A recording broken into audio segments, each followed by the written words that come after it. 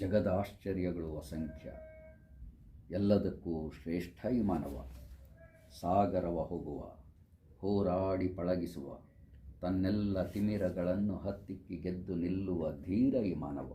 ಮಾನವನಿಗೆ ಬಹಳ ದೊಡ್ಡ ಶಕ್ತಿ ಇದೆ, ಬಹಳ ದೊಡ್ಡ ಶಕ್ತಿ ಇದೆ. ಮಾನವನಿಗೆ ಭಾವನೆಗಳಿವೆ, ಅದು ದೇವರು ಕೊಟ್ಟ ವರ. ಭಾವನೆಗಳು, ಆ ಭಾವನೆಗಳಲ್ಲಿ, ಅನುಭವಗಳಲ್ಲಿ ನಾವು ಜೀವನ ಮಾಡ್ತಾ ಇರ್ತೀವಿ. ಮನುಷ್ಯನ ಮೆದುಳು ಬಹಳ ದೊಡ್ಡ ಶಕ್ತಿ ಇದೆ. ಮನುಷ್ಯನ ಮೆದುಳು ಸೂರ್ಯನ ಬೆಳಕಿದ್ದ ಹಾಗೆ.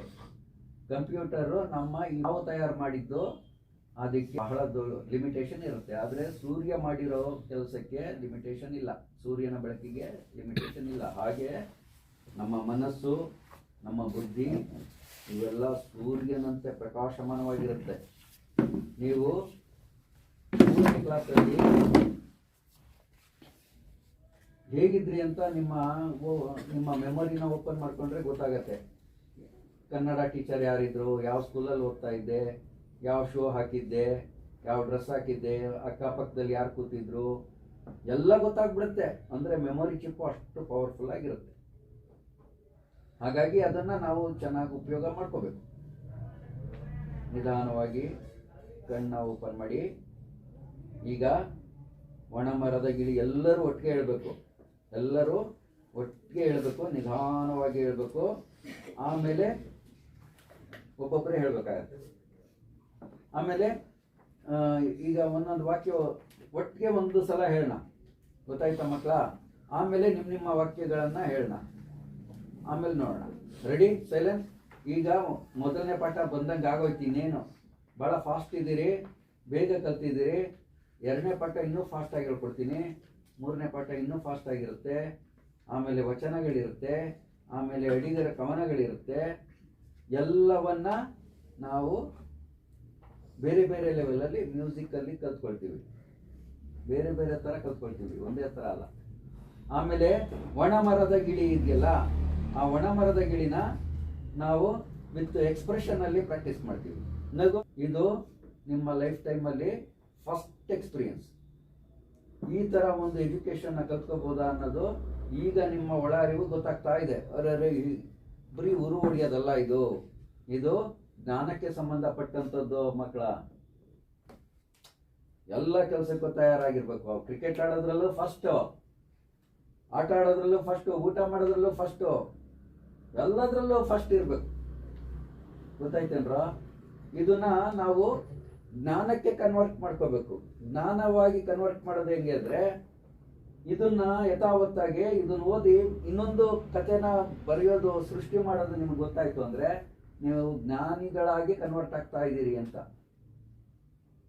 ನಾನು ಒಂದು ಅಡಿಗರ ಕವನ, ಒಂದು ಕುವೆಂಪು ಕವನ, ಒಂದು ಬೇಂದ್ರೆಯವರ ಕವನಗಳನ್ನ ಇಟ್ಕೊಂಡು 7ನೇ ಕ್ಲಾಸಲ್ಲಿ ಇಟ್ಕೊಂಡು ಅದಕ್ಕೆ ಪ್ಯಾರಲಲ್ ಆಗಿ ಒಂದು ಕವನ ಬರಿತಾ ಇದ್ದೆ.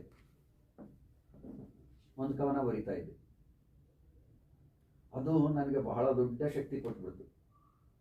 ಅದು ನನಗೆ ಈ ಕನ್ನಡ ಭಾಷೆಯ ಬಗ್ಗೆ ಬಹಳ ದೊಡ್ಡ ಗ್ರಿಪ್ ಸಿಕ್ತು.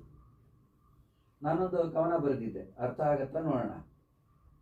ಕಾಯಿ ಮನವೇ ಕಾಯಿ, ಹಣ್ಣಾಗುವ ತನಕ ಕಾಯಿ, ಮೆರೆಯಬೇಡ ಮರೆಯಬೇಡ ನೀನು ಇನ್ನು ಪೀಚು, ನಿನಗೆ ಏಕೆ ಬೇಕು ಈಗ ಕವನ ಬರವ ಹುಚ್ಚು, ಸಾಕಬೇಕು ಸಲಹಬೇಕು ತಂದೆಯಾದ ವರುಣ. ವರುಣ ಅಂದರೆ ಮಳೆ ದೇವರು.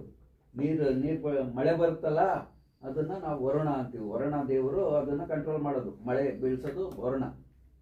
ಕಾಯಿ ಮನವೇ ಕಾಯಿ, ಹಣ್ಣಾಗುವ ತನಕ ಕಾಯಿ, ಮೆರೆಯಬೇಡ ಮರೆಯಬೇಡ ನೀನು ಇನ್ನು ಪೀಚು, ನಿನಗೆ ಏಕೆ ಬೇಕು ಈಗ ಕವನ ಬರವ ಹುಚ್ಚು, ಸಾಕಬೇಕು ಸಲಹಬೇಕು ತಂದೆಯಾದ ವರುಣ, ಜ್ಞಾನದಿಂದ ಬೀಳಬೇಕು ಭಾವವೆಂಬ ಕಿರಣ, ವೃಕ್ಷವೆಂಬ ದೇಹದಲ್ಲಿ ನಿನ್ನ ಸ್ಥಾನ ಉತ್ತುಂಗ, ಬಣ್ಣ ಬಂದು ಮಾಗಬೇಕು ನಿನ್ನ ಅಂತರಂಗ, ನಿನಗಾಗಬೇಕು ಗಾಳಿ ತಂಗಾಳಿ ಬಿರುಗಾಳಿಯ ಅನುಭವ, ನಿನಗಾಗದೆ ಉಳಿದಿದೆ ಚಿಂತನೆ ಯೋಚನೆ ಯೋಜನೆಗಳ ಭಾವ, ಕಾಯಿ ಮನವೇ ಸ್ವಲ್ಪ ಕಾಯಿ, ಹಣ್ಣಾಗುವ ತನಕ ಕಾಯಿ.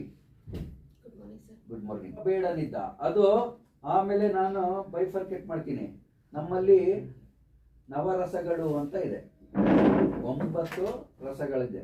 ಒಂದು ಹಾಸ್ಯ ಇದೆ, ಭೀಭತ್ಸ ಇದೆ, ಸಂತೋಷ ಇದೆ, ಆಮೇಲೆ ರೌದ್ರ ಇದೆ, ಕೋಪ ಇದೆ. ಈ ಥರ 9 ರಸಗಳಿದೆ. ಅದರಲ್ಲಿ ನಾವು ಕಾಶಿಯಲ್ಲಿ ಒಬ್ಬ ಬೇಡನಿದ್ದ, ಅದು ನಿರೂಪಣೆ. ಅದು ಶಾಂತವಾಗಿ ಹೇಳ್ಬೇಕು. ಅವನು ಎಂದಿನಂತೆ ಬೇಟೆಯಾಡಲು ಹೊರಟ, ಅದು ಅದ್ಭುತವಾಗಿ ಹೇಳ್ಬೇಕು. ಆಮೇಲೆ ಕೊಲ್ಲಲು ಅವನು ವಿಷಸವರಿದ ಬಾಣಗಳನ್ನು ಸಿದ್ಧ ಮಾಡಿಕೊಂಡಿರುತ್ತಿದ್ದ, ಅದು ಬೇರೆ. ಗೊತ್ತಾಯ್ತಾ? ಈ ಬಾಣ ತಗುಲಿದ ಕೂಡಲೇ ಪ್ರಾಣಿಗಳು ನಂಜಾಗಿ ಸಾಯುತ್ತಿದ್ದವು. ಅದು ಅದು ಅದು ಬೀಭತ್ಸ. ಆ ಥರ ಬೇರೆ ಬೇರೆ ಇದೆಯೋ, ಅದು ಭರತನ ನಾಟ್ಯಶಾಸ್ತ್ರದಲ್ಲಿ ಹೇಳುತ್ತೆ. ಅದನ್ನ ನಾವು 1 ವರ್ಷ ಪ್ರಾಕ್ಟೀಸ್ ಮಾಡಿದೀವಿ, ಅದೆಲ್ಲ ಬೇಕಲ್ಲ.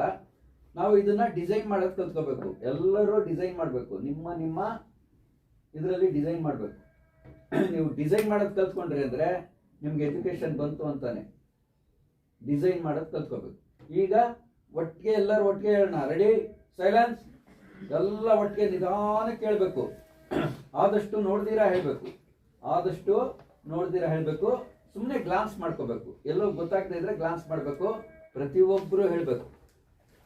ಯಾರು ಹೇಳೋದಿಲ್ಲ ಅವ್ರಿಗೆ ಬರೋದಿಲ್ಲ. ಯಾರಿಗೆ ಬರೋದಿಲ್ಲ, ನಾಳೆ ಈ ಸ್ಪಾಟ್ಲೈಟ್ ಅಲ್ಲಿ ಅವ್ರಿಗೆ ಅವಮಾನ ಆಗುತ್ತೆ. ಗ್ಯಾರಂಟಿ ಹೇಳ್ತೀನಿ. ನಿಮ್ಮ ತಂದೆ ತಾಯಿಗಳ ಮುಂದೆ ನೀವು ಪ್ರೆಸೆಂಟ್ ಮಾಡ್ತೀರಿ. ಇವತ್ತು ನೀವು ಹೇಳ್ದಿದ್ರೆ ನಾಳೆ ಬರೋದಿಲ್ಲ. ಅದು ಗೊತ್ತಾಯ್ತಾ?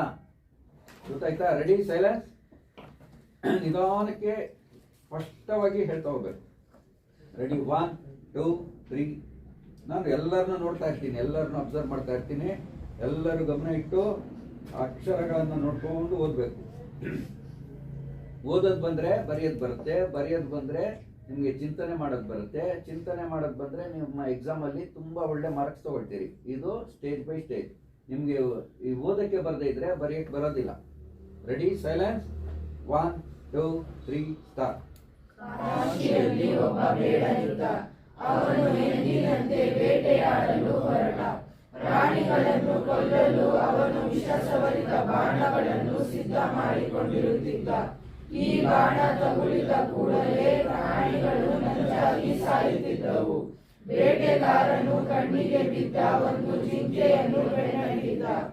ಅದು ಬಾಣಕ್ಕೆ ಗುರಿಯಾಗುವಷ್ಟು ದೂರಕ್ಕೆ ಬಂದಾಗ ವಿಷಯುಕ್ತ ಬಾಣವನ್ನು ಎಳೆದು ಬಿಟ್ಟ.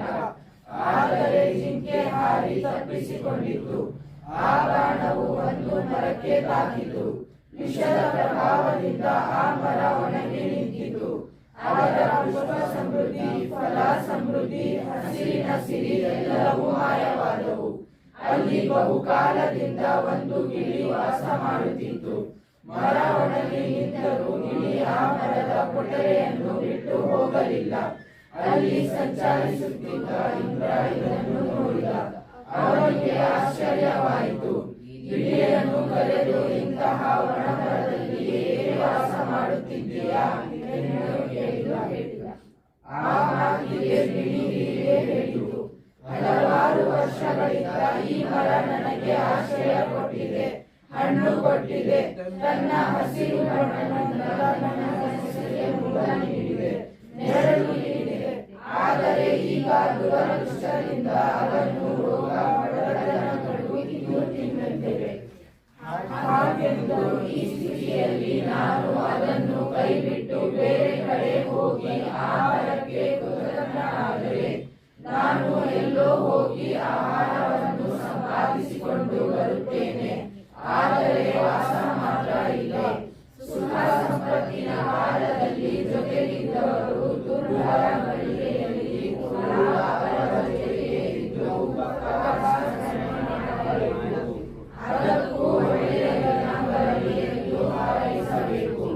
ಇಂದ್ರನಿಗೆ ತುಂಬಾ ಸಂತೋಷವಾಯಿತು. ಗಿಳಿಯ ನಡತೆಯು ಸಾಮಾನ್ಯವಾದ ಲೋಕವರ್ತನೆಗೆ ವಿರುದ್ಧವಾಗಿದೆ ಎಂದುಕೊಂಡ. ಆ ಗಿಳಿಯ ತತ್ವನಿಷ್ಠೆಯನ್ನು ಮೆಚ್ಚಿಕೊಂಡ.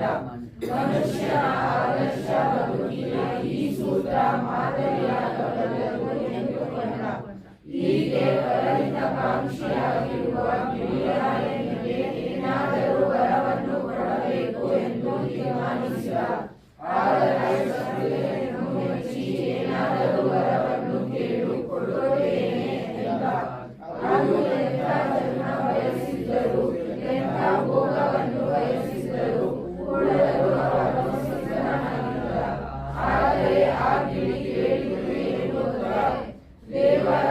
ಪರ